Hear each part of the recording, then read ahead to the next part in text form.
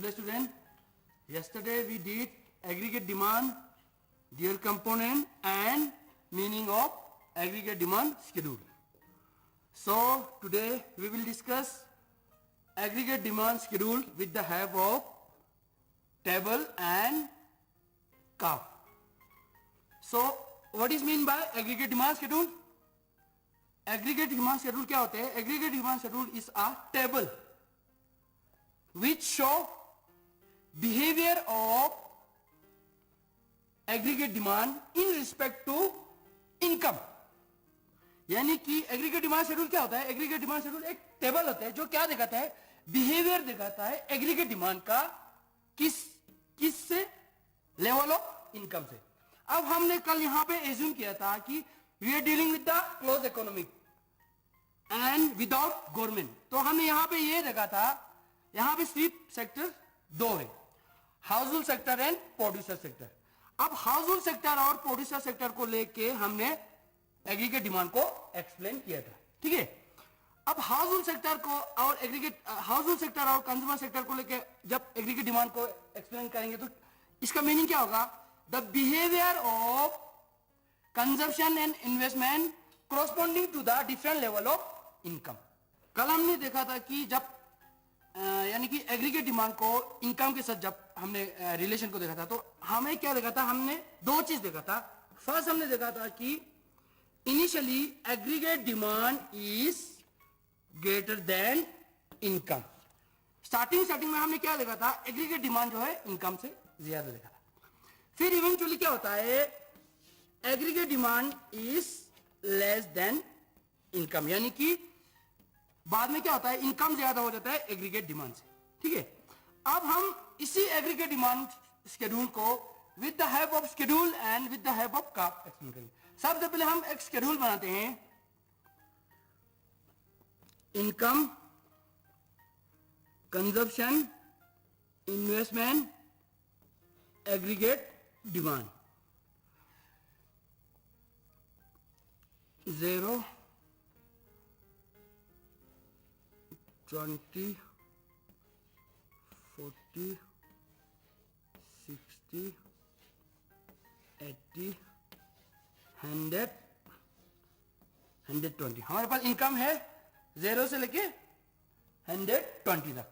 अब consumption, initially क्या होता है कि इनकम बिल्कुल ना हो, इनकम जीरो है. यहां पे इनकम जीरो है तब भी कुछ ना कुछ कंजप्शन होते हैं, कुछ ना कुछ कंजप्शन होते हैं. ये कंजप्शन हम कहां से लेते हैं? जब इनकम बिल्कुल नहीं हो तो कंजप्शन कहां से लेते हैं? पास्ट सेविंग से. ठीक है. चलो हम इनिशियली जो इनकम जीरो था उस टाइम हमारा कंजप्शन था 20.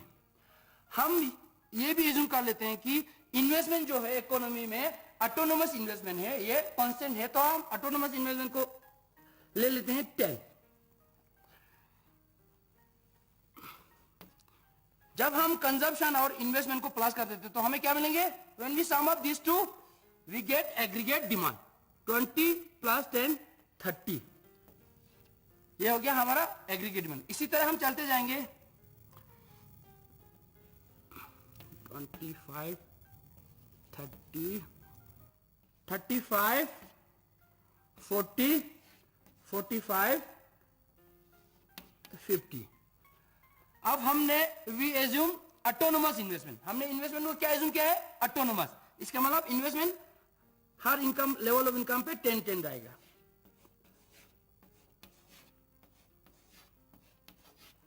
अब हमारा एग्रीगेट डिमांड क्या होगा? 25 plus 10 35, 30 plus 10 40, 35 plus 10 45, 40 plus 10 50, 45 plus 10 55, 55 plus 10 55 plus 10 65. ठीक है. ये हो गया हमारा aggregate demand schedule.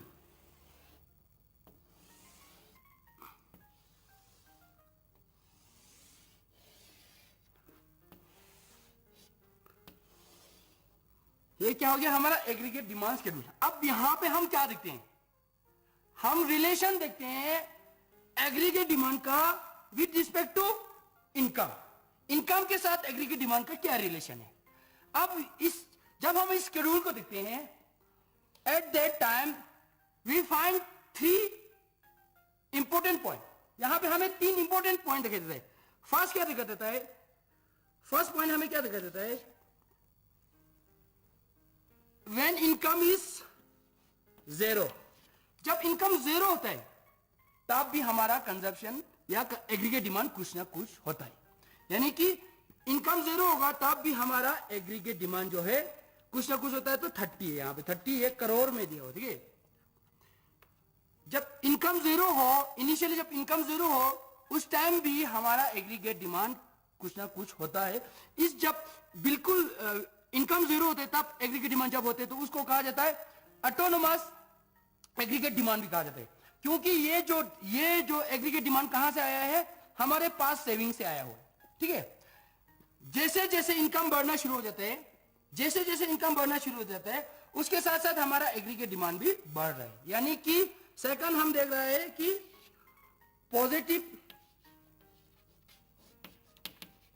Positive relationship between income and aggregate demand. Aggregate demand और इनकम में पॉजिटिव रिलेशन है। जैसे अगर इनकम बढ़ेंगे तो एग्रीगेट डिमांड भी बढ़ेंगे, अगर इनकम कम होगा तो एग्रीगेट डिमांड भी कम होगा। तो यानी कि सेकंड पॉइंट हमें देख रहा है कि there is a positive relationship between income and aggregate demand. अब थर्ड चीज क्या देख रहे हैं हम, थर्ड चीज हम ये देख रहा है कि इवेंचुअली क्या होता है कि जैसे जैसे इनकम बढ़ता है तो जिस स्पीड में हमारा इनकम बढ़ रहा है, यहां पे देखिए आप लोग, यहां पे एग्रीगेट डिमांड और इनकम बराबर है। इनकम भी 40 है, एग्रीगेट डिमांड भी 40 है, ठीक है। अब इसके बाद नीचे देखिए, इनकम 60 पे लेकिन एग्रीगेट डिमांड 40, इनकम 80 पे aggregate demand 50, income 100 aggregate demand 55, income 120 aggregate demand 65। इसका मतलब यहां से क्या दिख रहा है कि थर्ड हमें यह देखने को मिल रहा है कि कुछ देश के बाद income is greater then aggregate demand. Aggregate demand से ज्यादा इनकम बढ़ा है, एग्रीगेट डिमांड कम बढ़ा है। तो ये हो गया एग्रीगेट डिमांड शेड्यूल का ही, टेबल का ही एक्सप्लेनेशन। अब इसी तरह हम एग्रीगेट डिमांड को with the help of curve भी एक्सप्लेन कर सकते हैं। इसी एग्रीगेट डिमांड को we can explain the aggregate demand with the help of curve. Now we can explain aggregate demand schedule with the help of curve. अब हम इसको aggregate demand schedule को कर्व के साथ एक्सप्लेन करेंगे, ठीक है।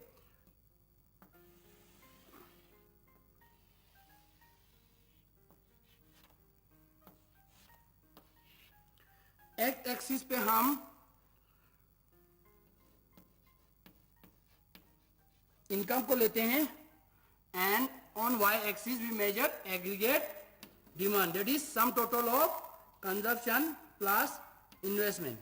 यानी कि कंजप्शन और इन्वेस्टमेंट को हम यहां पे लेते हैं। एग्रीगेट डिमांड में हमने एज्यूम किया था 2 ही सेक्टर है, इसलिए हमारे पास एग्रीगेट डिमांड का 2 ही कंपोनेंट है, कंजप्शन एंड इन्वेस्टमेंट।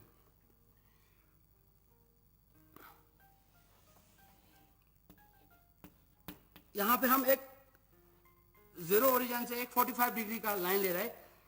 इस लाइन को कहते हैं line of reference.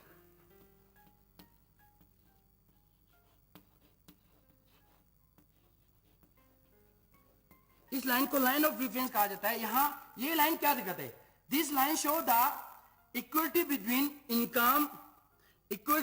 Income and aggregate demand.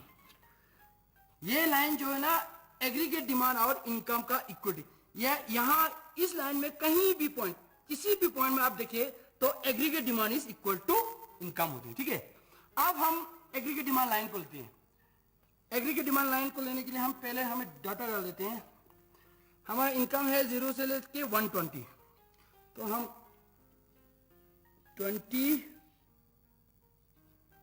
40, 60, 80, 100, 120। जब आप लोग करोगे तो आप लोग ग्राफ पेपर पे करोगे स्केल के साथ, ठीक है। तो ये गैप जो है बराबर होना चाहिए। फिर इसके बाद हमारा एग्रीगेट डिमांड जो है ना 30 से लेके कितने तक है, 65 तक है। तो हम यहां पर भी गैप लेते हैं 20 से, 20, 40, 60, ठीक है, 60, 80। अब देखिए जब हमारे पास इनकम जीरो था, जब हमारे पास इनकम जीरो है तो उस टाइम हमारा कंजप्शन होगा कि नहीं, एग्रीगेट डिमांड होगा कि नहीं, एग्रीगेट डिमांड है 30, हमारे पास है एग्रीगेट डिमांड 30। क्योंकि जब इनकम बिल्कुल जीरो हो हमें सरवाइव करने के लिए कुछ ना कुछ डिमांड करना पड़ता है। To survive we have to demand something, यानी कि इसको कहा जाता है minimum demand, minimum aggregate demand भी कहा जाता है। कुछ ना कुछ इनकम जीरो हो तब भी कुछ ना कुछ डिमांड होते हैं। अब जैसे कि हमारा इनकम जीरो है उस टाइम हमारा एग्रीगेट डिमांड कितना है 30, इसलिए ये एग्रीगेट डिमांड का जो है यहां से स्टार्ट होगा 30 से, यहां पे 30 है, 20 और 40 के बीच में 30।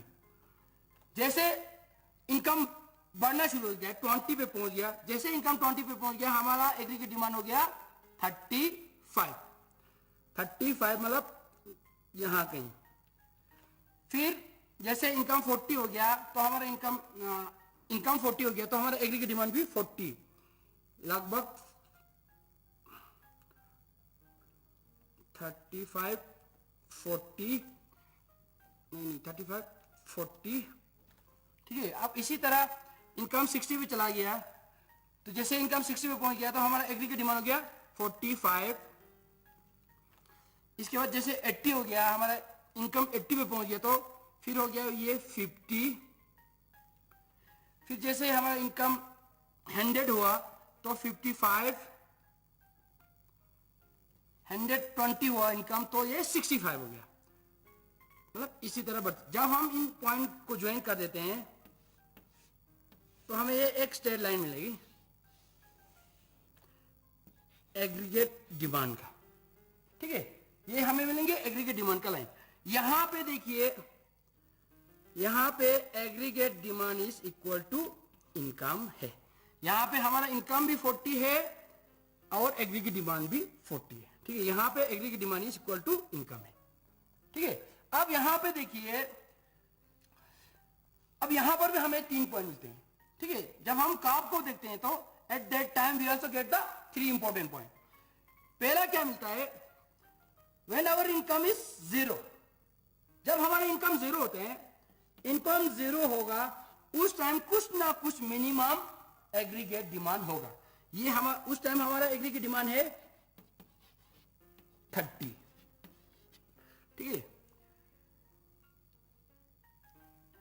ये हो गया फर्स्ट पॉइंट, हो गया ये। सेकंड पॉइंट हो गया, जब स्टार्टिंग में आप देख लीजिए हमारा एग्रीगेट डिमांड यहां पे है, एग्रीगेट डिमांड जो है ना यहां पर भी देख लीजिए 30 पे, लेकिन हमारा इनकम जो है कम है 0, 35, 20।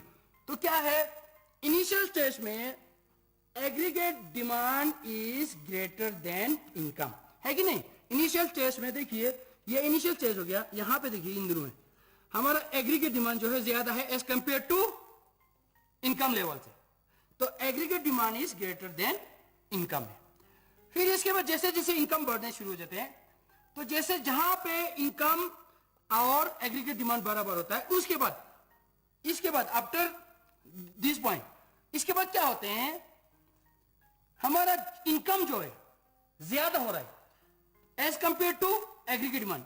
इनकम 60 है लेकिन एग्रीगेट डिमांड सिर्फ 45 पे पहुंचे। इनकम 80, 50, 100, 55, 120, 65। अब यहां से क्या देख रहा है कि थर्ड पॉइंट हमें ये देख रहा है, थर्ड हमें ये देखने को मिल रहा है कि aggregate demand is less than income. यहां से इनकम ज्यादा हो रहा है, एग्रीगेट डिमांड कम हो रहा है, ठीक है। ये हो गया आपके एग्रीगेट डिमांड के बारे में, एग्रीगेट डिमांड शेड्यूल के बारे में। अब आपको ये एग्रीगेट डिमांड शेड्यूल चाहे 4 नंबर का है चाहे 6 नंबर का है तो आप आराम से कर सकते हैं, ठीक है। तो इसका पहले आपने मीनिंग देना है, फिर इसके बाद शेड्यूल को ही बना के दिखाना है, उसको एक्सप्लेन करना है, फिर इसके बाद आपको अगर 6 नंबर में आए तो आप सबको कर लें, ठीक है। Next topic is consumption function. अब कंजप्शन फंक्शन क्या होता है, ये कंजप्शन भी हमने जो एग्रीगेट डिमांड पढ़ा था, it is also one of the component of aggregate demand. अब हम यहां पे एग्रीगेट डिमांड के एक कंपोनेंट जिसको कहा जाता है कंजप्शन, उसी को लेके कंजप्शन को एक्सप्लेन कर रहे हैं। ठीक है, कंजप्शन के साथ किसके साथ रिलेशन है उसको एक्सप्लेन कर रहे हैं, तो उसको कहते हैं कंजप्शन फंक्शन। कंजप्शन फंक्शन क्या होते हैं? What is mean by the consumption function? The functional relationship between consumption and income, यानी कि कंजप्शन और इनकम में क्या रिलेशन है, फंक्शनल क्या रिलेशन है उनको, उसको कहा जाता है कंजप्शन फंक्शन। यानी कि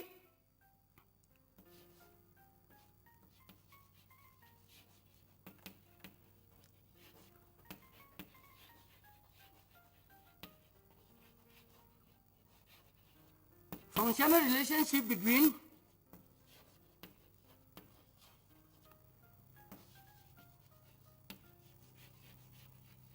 consumption and income।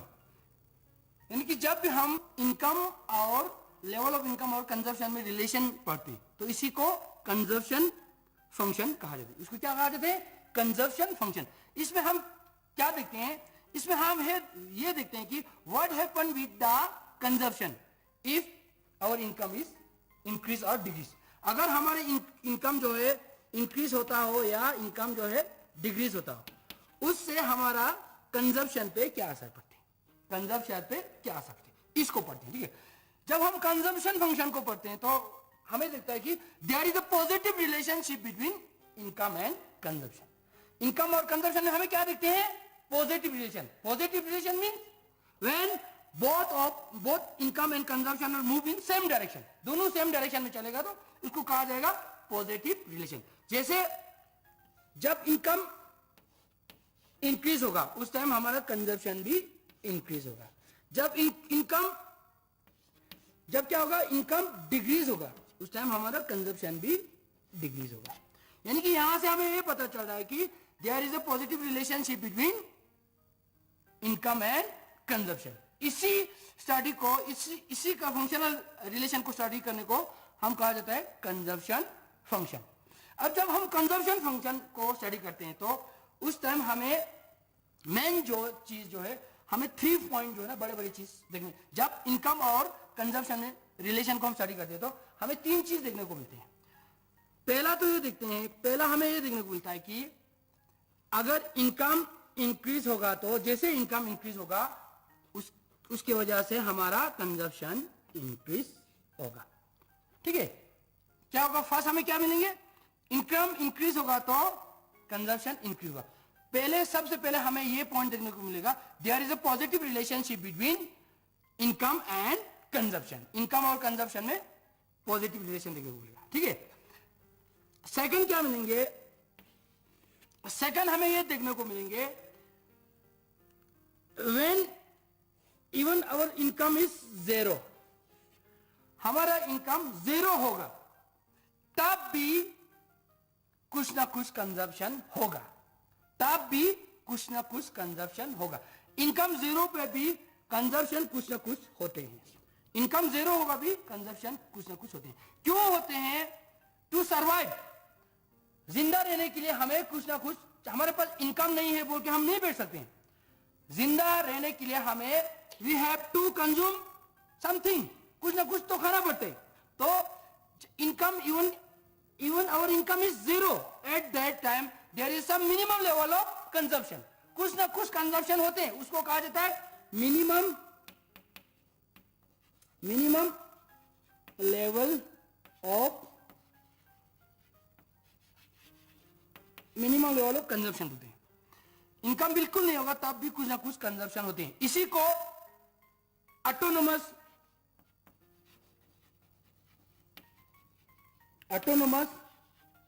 कंजप्शन भी कहते हैं। इसी को क्या कहते हैं? ऑटोनोमस कंजप्शन भी कहा जाता है। जो मिनिमम लेवल ऑफ कंजप्शन होता है विदाउट इनकम बिल्कुल नहीं होते तब भी हम कुछ ना कुछ कंज्यूम करते हैं, तो इसको ऑटोनोमस कंजप्शन या मिनिमम लेवल ऑफ कंजप्शन भी कहा जाता है। ठीक है, तीसरे जब हम कंजप्शन फंक्शन को पढ़ते हैं तो हम ये दिखता है कि थर्ड पॉइंट हम ये दिखता है कि जितना इनकम इंक्रीज होता है पूरे इनकम को हम कंजप्शन में कन्वर्ट नहीं करते हैं। जितना इनकम इंक्रीज होता है पूरे को हम कंजप्शन में कन्वर्ट नहीं करते हैं।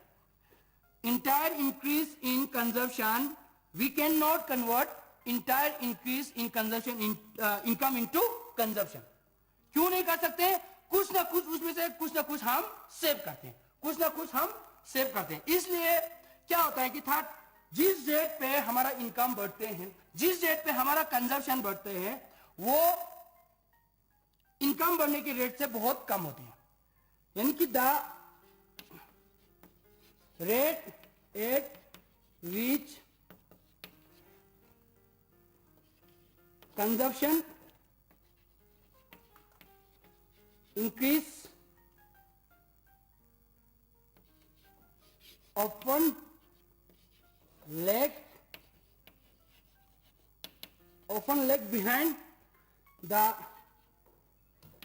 rate at which income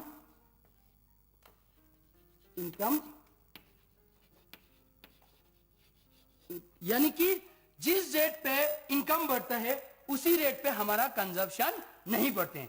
क्योंकि जिस स्पीड से हम इनकम बढ़ते हैं उस स्पीड से हमारा इनकम नहीं बढ़ते हैं. क्यों नहीं बढ़ते हैं? क्योंकि इनकम में से कुछ ना कुछ पार्ट जो है हम सेव करते हैं. इनकम में से कुछ ना कुछ पार्ट जो है ना हम सेव करते हैं. ठीक है, ये जब हम कंजप्शन फंक्शन को स्टडी करते हैं तो हमें ये तीन चीज देखने को मिलती है. Now we can explain consumption function with the help of schedule and with the help of curve.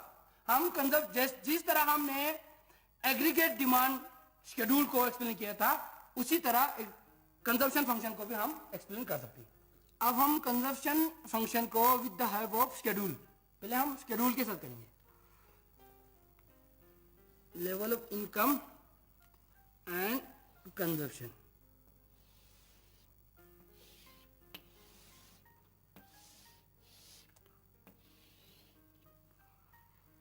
पहले जब हमारा इनकम जीरो होते हैं तो हमने क्या कहा था? कुछ ना कुछ लेवल ऑफ कंजप्शन होते हैं. 20. हमारा इनकम बढ़ गया 50 तो हमारा कंजप्शन बढ़ गया 60. हमारा इनकम बढ़ गया 100, कंजप्शन भी बढ़ गया 100. हमारा इनकम और बढ़ गया 150, कंजप्शन बढ़ गया 140. अब यहां पे देखिए जैसे जैसे इनकम बढ़ रहा है वैसे वैसे उसके हिसाब से हमारा कंजप्शन भी बढ़ रहा है. यानी कि इनकम का कंजप्शन पे, इनकम और कंजप्शन में रिलेशन क्या है? Positive relation. फर्स्ट पॉइंट हमने क्या देखा था? Positive relation. यानी कि क्या देखा था? Positive relation. यानी कि जैसे जैसे इनकम बढ़ते जाएगा उसी हिसाब से हमारा कंजप्शन भी बढ़ते जाएगा. पहला हमने देखा था पॉजिटिव.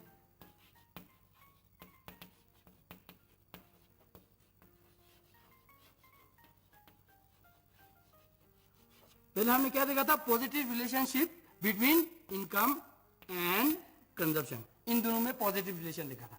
जैसे अगर इनकम बढ़ेगा तो कंजप्शन बढ़ेंगे, अगर इनकम कम होगा तो कंजप्शन कम होगा. सेकंड पॉइंट हमने क्या देखा था? अगर इनकम जीरो भी होगा उस टाइम हमारा कुछ ना कुछ कंजप्शन होते हैं. इनकम जीरो पे हमारा कंजप्शन है 20. ये 20 का कंजप्शन हम कहां से करते हैं? हमारे पास सेविंग से. क्योंकि हमें जिंदा रहने के लिए, टू सर्वाइव, हमें कुछ ना कुछ कंज्यूम करना पड़ता है. ठीक है. थर्ड पॉइंट हमने ये देखा था कि जिस स्पीड पे इनकम बढ़ते हैं उसी स्पीड पे कंजप्शन नहीं बढ़ते. देखो जिस स्पीड पे इनकम 0 to 50, 50 to 40, 40 to 150, यानी कि इनकम जो है ना 50 के स्पीड पे बढ़ रहा है. किसके स्पीड पे बढ़ रहा है? 50 के. लेकिन हमारा कंजप्शन जो है देखो 20 to 60, 60 to 100, 100 to 140, यानी कि हमारा इनकम जो है ना स्पीड बढ़ने का स्पीड है 50, लेकिन हमारा कंजप्शन का बढ़ने का स्पीड है 40. कितने स्पीड से बढ़ रहा है? 40 की स्पीड से. ठीक है. तो यहां पे देखिए कि ये तीन चीज हमें यहां से देखने को मिलता है. इनकम और कंजप्शन को जब हम शेड्यूल बना के इनका रिलेशन पढ़ते हैं तो पहले सबसे पहले हमें पॉजिटिव रिलेशन मिलते हैं दोनों में. फिर इसके बाद जब इनकम जीरो होगा तो हमारा कंजप्शन कुछ ना कुछ होते हैं. इसको ऑटोनोमस कंजम्पशन बोलते हैं या मिनिमम लेवल ऑफ कंजम्पशन बोलते हैं.